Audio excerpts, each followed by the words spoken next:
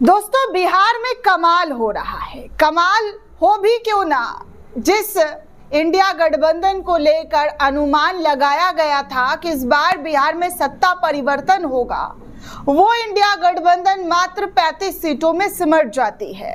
और जिस असदुद्दीन ओवैसी को लेकर किसी ने सोचा नहीं था कि वो इतनी बड़ी जीत हासिल सीमांचल में कर लेंगे, ये ना बीजेपी को भनक थी, ना आरजेडी वालों को भनक थी, ना ही नीतीश बाबू को भनक थी। तभी तो स्मार्ट मूव खेलते हुए असदुद्दीन ओवैसी इस वक्त किंग के तौर पर देखे जा रहे। किंग मतलब आप समझ रहे, राजा के तौर पर। वही असदुद्दीन ओवैसी जिनको लेकर तमाम तरीके के आरोप जो है कई लोगों के जरिए लगाया जाता है। कुछ लोग कहते हैं कि वो बीजेपी के बी टीम है, कुछ लोग कहते हैं कि वो कांग्रेस के साथ खेल कर चुके हैं, आरजेडी के साथ खेल कर चुके हैं। तमाम तरीके के आरोप प्रत्यारोप लगते रहते हैं, लेकिन मेरा मानना है दोस्तों कि इसी असदुद्दीन ओवैसी ने आरजेडी के सामने, जी हाँ, एक बात रखी थी। और ये बात थी कि हमारे साथ अलायंस कीजिए, हमारे साथ चुनाव मिलकर लड़िए।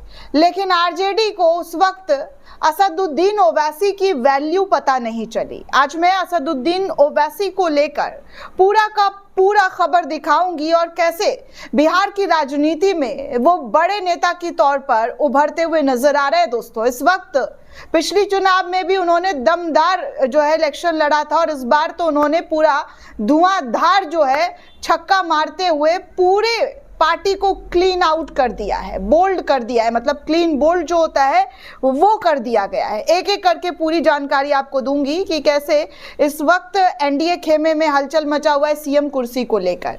सीएम कौन बनेगा? देखिए, यहाँ पर अमित शाह का वो बयान आपको याद दिला दूं कि अमित शाह जो है बयान आते हैं और सम्राट चौधरी के लिए वोट मांगते हैं और कहते हैं कि देखिए, अब बीजेपी को सम्राट चौधरी को वोट दीजिए तो मोदी जी उनको बड़का आदमी बना देंगे।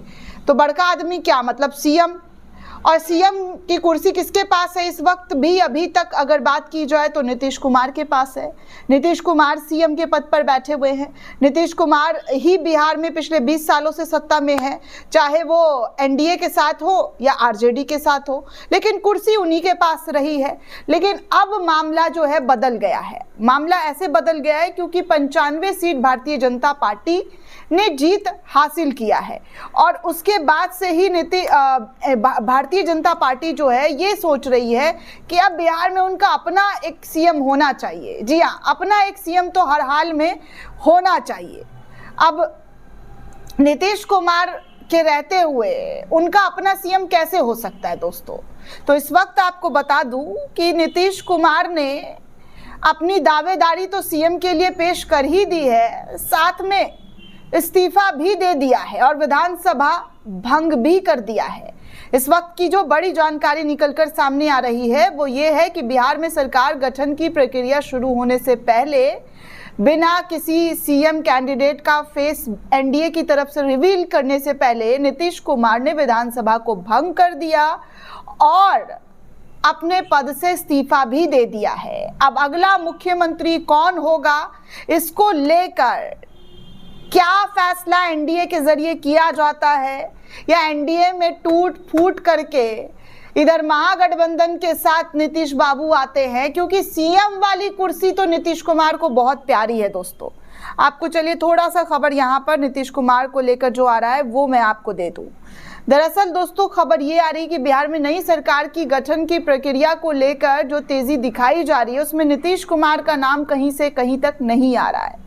आज सुबह सवेरे नीतीश कुमार राजभवन पहुंचे और राज्यपाल आरिफ मोहम्मद को अपना औपचारिक रूप से इस्तीफा दे दिया है और वर्तमान विधानसभा को भंग करने के संबंध में पत्र भी सौंप दिया। इसके साथ ही लगभग तय हो गया है कि बिहार विधानसभा 19 नवंबर को भंग कर दी जाएगी, जिसके बाद नई सरकार बनाने का मार्ग पूरी तरीके से साफ हो जाएगा। दोस्तों, बिहार विधानसभा 2025 चुनाव में एनडीए को मिली बड़ी जीत के बाद सरकार गठन की औपचारिक कार्रवाई तेज हो गई है। राजभवन को सौंपा गया पत्र इसी प्रक्रिया की अगली महत्वपूर्ण कड़ी बताई जा रही है। सूत्रों के अनुसार 19 नवंबर को मौजूदा विधानसभा की अवधि समाप्त होने के बाद राज्यपाल नए सरकार के गठन के लिए एनडीए गठबंधन को औपचारिक निमंत्रण दे सकता है। लेकिन इससे पहले क्या खेल हो जाए, किसको लेकर मुख्यमंत्री पद की कुर्सी को लेकर जो जंग छिड़ा हुआ है, उस जंग में किस पर कौन सा पलड़ा भारी हो जाए, ये कह पाना बहुत मुश्किल है। इधर देखिए नीतीश कुमार का नया फॉर्मूला जो है लेकर खबर आ रही है। मांझी जो है अंदर की बात बताते हुए नजर आ रहे हैं। ये इस पर भी थोड़ा सा नजर डालना जरूरी हो जाता है दोस्तों बिहार में इस वक्त, क्योंकि बिहार मंत्रिमंडल का नया फॉर्मूला 16+14 3+1 कैसा होगा समीकरण, मांझी ने अंदर खाने की जो है जानकारी देते हुए कुछ मीडिया से बात करते हुए केंद्रीय मंत्री ने जो जीतन राम मांझी है उन्होंने कहा है कि 20 नवंबर को नीतीश कुमार फिर से सीएम का जो है शपथ लेंगे। शपथ ग्रहण समारोह के लिए गांधी मैदान को सजाया जाएगा। वही मीडिया से बात करते हुए मांझी ने कहा कि 20 तारीख जो है वो ऐतिहासिक पल रहने वाला है। जीतन राम मांझी ने इस मौके पर प्रधानमंत्री के आने की बात कही और कहा है कि देखिए जानकारी के मुताबिक जो है 35 से 36 मंत्री होंगे, जिनमें 16 भाजपा से होंगे, 14-15 जदयू से होंगे और 3 लोक जनशक्ति पार्टी से होंगे और 1 जो है मांझी की पार्टी से होंगे। इस तरीके की बातें मांझी के जरिए कही जा रही है।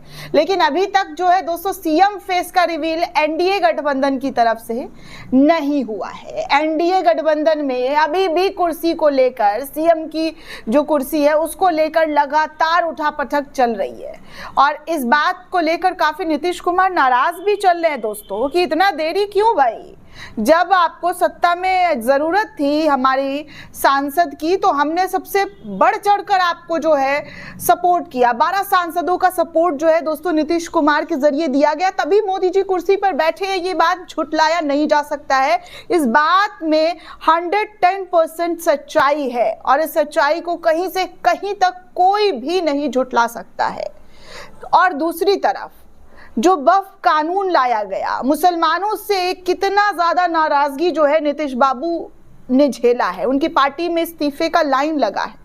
ये सब कुछ नीतीश कुमार के जरिए मोदी प्रेम में ही तो किया गया है और अब जब कुर्सी की बारी आई है तो उसमें असमंजस बरकरार कर दिया गया, जिसको लेकर नीतीश कुमार काफी नाराज, सूत्रों के हवाले से बताया जा रहा है, काफी नाराज चल रहे हैं। और ऐसे में कोई ऐसा बड़ा कदम नीतीश कुमार के जरिए ना ले लिया जाए जहां पर बीजेपी का सपना चकनाचूर हो जाएगा, क्योंकि 95 सीट में बीजेपी जो है बिहार में सरकार तो बना नहीं सकती है। 95 सीट उनके लिए काफ़ी है नहीं, बहुमत का आंकड़ा तो उनके पास है नहीं कि भैया अकेले अपने दम पर सरकार बना ले। भाई बाकी जो उनके सहयोगी दल है वो नाराज़ हुए, सिर पटके, सिर फोड़े, गुस्सा करे, जो करना है करे, वैसा तो कर नहीं सकते हैं क्योंकि पूर्ण बहुमत वाली सरकार बीजेपी के पास है नहीं। जब तक नीतीश कुमार साथ नहीं देते हैं, चिराग पासवान साथ नहीं देते, मांझी साथ नहीं देते, और इन सब का रिकॉर्ड है आपको दोस्तों कि चुनाव से पहले इन लोगों की कैसी कैसी प्रतिक्रिया आई थी और कैसे सिर फुटा हुआ सीट बंटवारे से लेकर बिहार में अपनी पकड़ मजबूत बनाने तक कितना तू मैं मान मनौता सब हुआ है। तो अब आगे देखिए खेल क्या होता है। इस्तीफा तो दे दिया है, इस्तीफा मुंह पर मार दिया गया है। आगे नीतीश बाबू के हक में अच्छा फैसला आता है, गुड न्यूज़ या बैड न्यूज़, थोड़ा सा टाइम लगेगा लेकिन पूरी जानकारी आप तक पहुंचाते रहेंगे। दोस्तों इस पूरे रिपोर्ट को लेकर आप क्या सोचते हैं, आपकी क्या प्रतिक्रिया में कमेंट करके ज़रूर बताइएगा। साथ ही साथ चैनल को अगर आपने अब तक सब्सक्राइब नहीं किया है तो जल्दी से हमारे चैनल को सब्सक्राइब कीजिए और वीडियो को ज़्यादा से ज़्यादा लोगों तक शेयर कीजिए ताकि बिहार की पॉलिटिक्स के बारे में जानकारी पता चले। दोस्तों जय हिंद।